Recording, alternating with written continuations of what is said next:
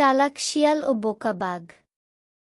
এক সময়ের কথা, এক গভীর জঙ্গলে একটি শক্তিশালী বাঘ আর একটি বুদ্ধিমান শিয়াল বাস করত।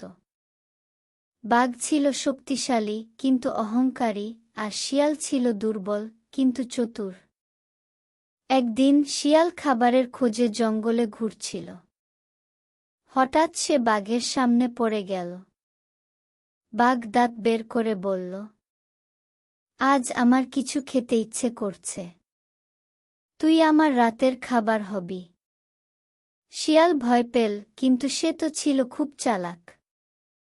সে চটপট বুদ্ধি খাটিয়ে বলল, ওহ মহাশয়, আপনি হয়তো জানেন না আমি এই জঙ্গলের রাজা।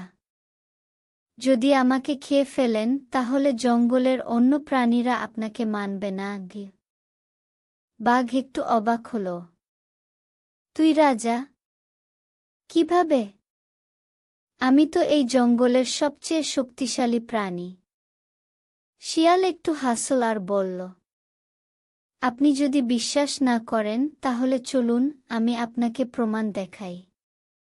জঙ্গলের সব প্রাণী আমাকে ভয় পায়। বাঘ রাজি হয়ে শিয়ালের সাথে হাঁটতে লাগল। শিয়াল সামনে সামনে হাঁটছিল আর বাঘ তার ঠিক পেছনে।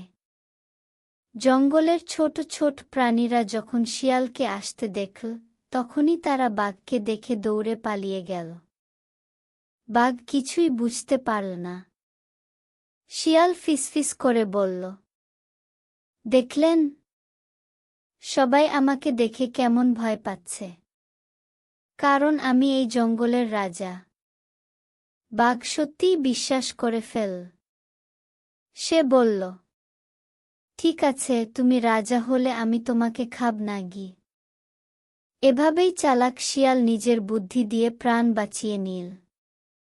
গল্পের শিক্ষা: শক্তি থাকলেই সব কিছু জয় করা যায় না, বুদ্ধি সবসময় শক্তির চেয়ে বড়।